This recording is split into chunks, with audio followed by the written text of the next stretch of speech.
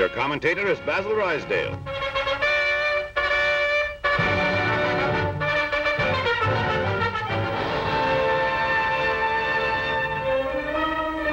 China fights on as Nippon continues its unending terror from the skies. Home and countryside are demolished as the once stoic Chinese rush madly to shelters, tasting again and again the bitter cup of Japan's unceasing offensive, which now threatens the peace of the entire Pacific.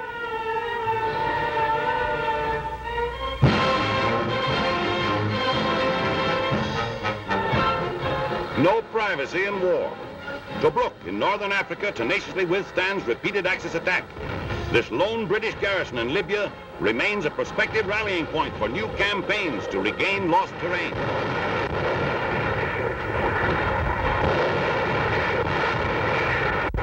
Heroic Greece suffers the pangs of war as Nazi might pours down the Balkans. A stunned people sorrowfully stand by as the invader destroys their homeland. Supporting British Empire troops are forced to abandon a valiant defense effort. In nearby Iraq, great oil supplies are endangered when revolt threatens. Britain enters and quickly wins control, while defenders abandon the fight and guns to the victors.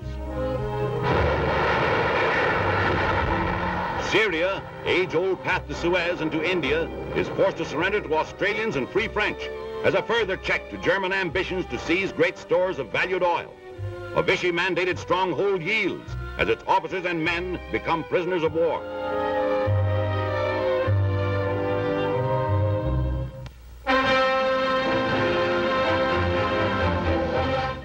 Memories of the glory that once was France stir the deepest emotions as soldiers return from prison camps.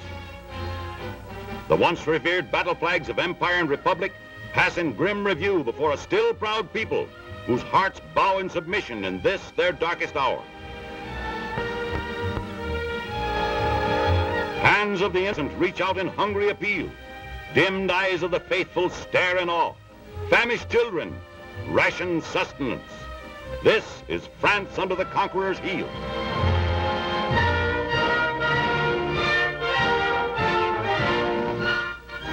The most relentless sea hunt in all naval history.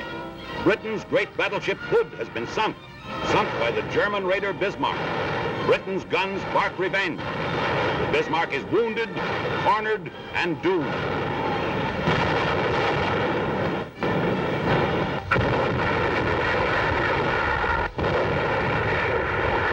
The Bismarck, pride of the swastika fleet, dives to her watery end.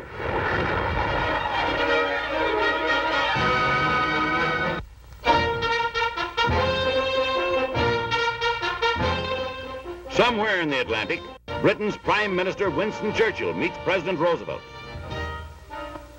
A hand clasp that ushers in one of the most dramatic conferences between the leaders of nations ever recorded. Here, the next day, the Atlantic Charter with its 8 points is formulated. As they part, hopes for a permanent peace rise in the hearts of the two great democracies of the world.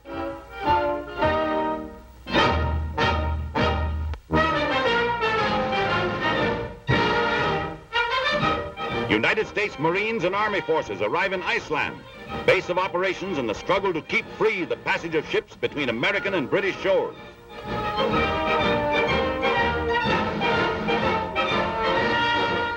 Shelters are quickly erected.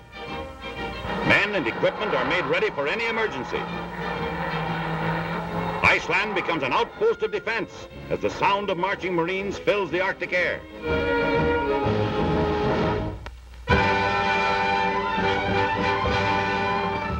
Many American-owned ships have been sunk on the high seas. One American destroyer was attacked on September 4th. Another destroyer was attacked and hit on October 17th. 11 brave and loyal men of our Navy were killed by the Nazis. Today, in the face of this newest and greatest challenge of them all, we Americans have cleared our decks and taken our battle stations. A daring raid in the Arctic, the subpolar island of Spitzbergen awakens to a surprise landing force of Canadians, free Norwegians, and English swarming ashore. The radio station, source of German weather reports, is dynamited.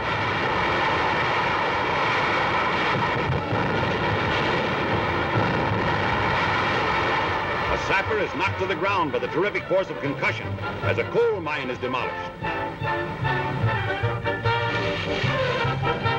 Huge stores of coal and oil are left burning to thwart reported German incursion.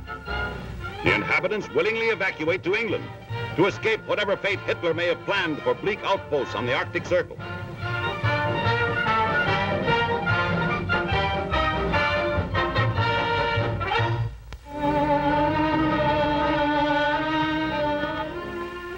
$16 million man-days lost by strikes that slacken America's mighty defense effort. Throughout the nation, the wrath of the mob vents itself on non-sympathizers who attempt to pass mass picket lines.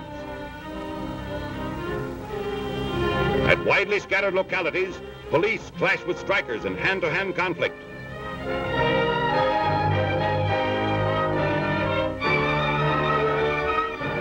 Tear gas bombs burst before the American aviation plant at Inglewood, California, as United States troops arrive to take over the factory and preserve order. They move in to assure uninterrupted production of vitally essential aircraft for America and its friendly nations at war.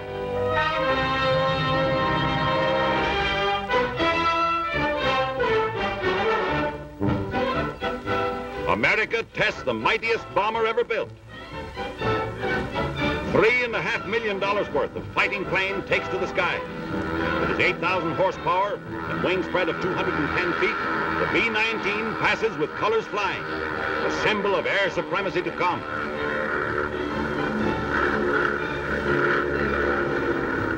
Merchantmen, destroyers, battleships, cruisers slip down the ways as part of the huge program for a two-ocean navy. 690 ships have been ordered. Among these, the USS North Carolina, mightiest battleship afloat, America's grim challenge to marauders of the sea. Its salvos roar, beware!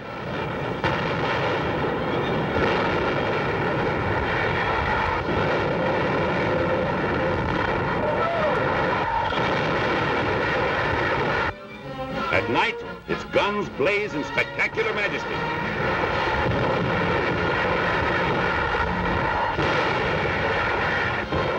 A mighty bulwark to ensure America's freedom of the seas.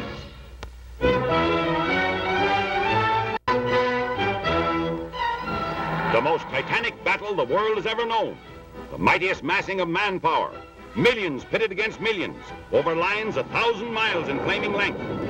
Crushing mechanized might.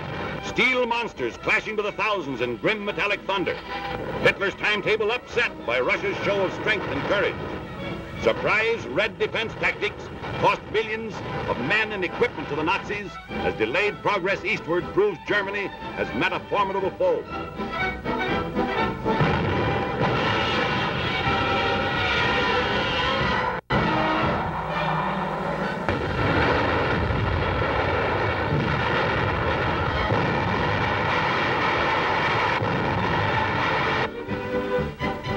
Prisoners arrive. Nazis dazed by the sudden turn of battle. Bewildered, torn by the steel of Russian shell fire.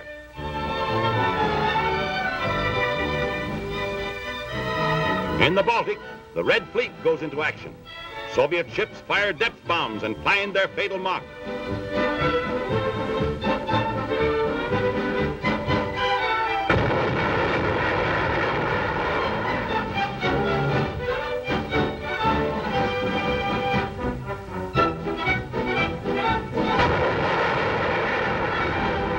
A fateful year in which the whole world sinks more deeply into the abyss of war.